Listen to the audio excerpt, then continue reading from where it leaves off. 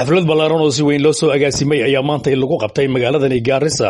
Xafladani oo ahayd mid xariga looga jarayay xafiiska guddiga qaran ee jinsiyadda iyo sinaanta ayaa waxaa ka soo qayb galay guddi ka socday xafiiska Nairobi, laamaha amniga ee magaaladan Gaarisa, aqoon-yahano iyo qaybaha kala duwan ee bulshada. Waxaana xafiiskaasi ka hadlay furitaankiisa ku-xigeenka gavanaha dowlad goboleedka Gaarisa, Mudane Cabdi Dhaqane, oo xafiiskaasi si rasmi ah xariga uga jaray. Waxaana uu halkaasi ka cadeeyay dhibaatooyinka ay ku qabaan dhalinyarada helitaanka warqadda aqoonsiga dalka. Birth certificate, your grandfather's ID card, unaulizwa chief yako ya zamani, the first chief ni nani? Alikuwa nani?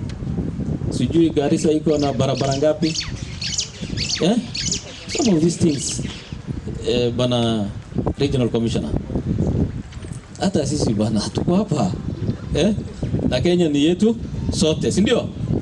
So I'm sure, as promised by the new administration, they say they will bring back the passport. Most of those punitive measures will be removed. We will follow so that this can be removed. Kama mtoto wa Meru, Kisumu, Mombasa, hawaulizwe hizo maswali, mtoto wa Garissa pia asiulizwe.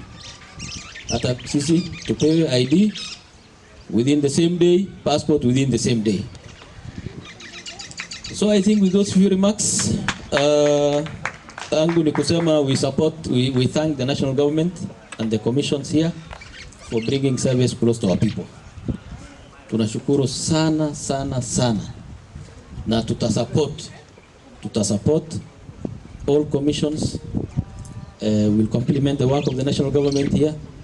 Tutasaidiana, and we assure our support of all government organs within Garissa County.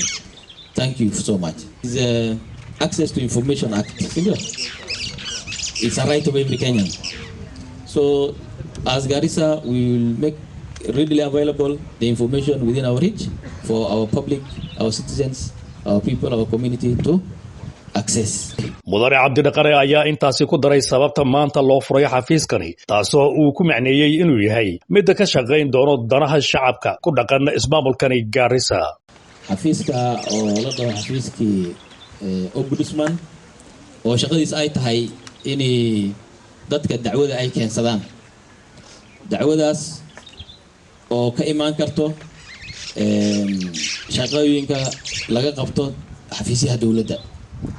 haddii xafiis dawlad inta tagtid shaqada sidii loogu qaban waayo, ha ahaado ku county government, ha ahaado xafiis national government, halkan ay imaanaysiin dacwadaada, halkan aad keeni, commissionkan ayaa la wareegayin, baaritaan bay samaynayin, xaqaadana waa lagu siinay. Marka maanta halkan waxaas iskugu imaanay, xafiiskan aan u imaanay inaan meeshan ka daafurno.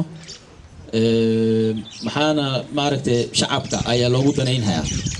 Waa commission dhan oo maaragtay u taagan xaqa dadka tabarta yar.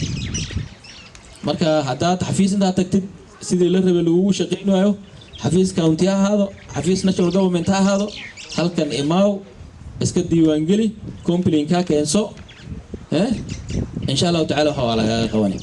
Marka intaasaan maanta u imaanay. Waa mahadsantihiin. Assalaamu calaykum waraxmatullaahi wabarakaatuh.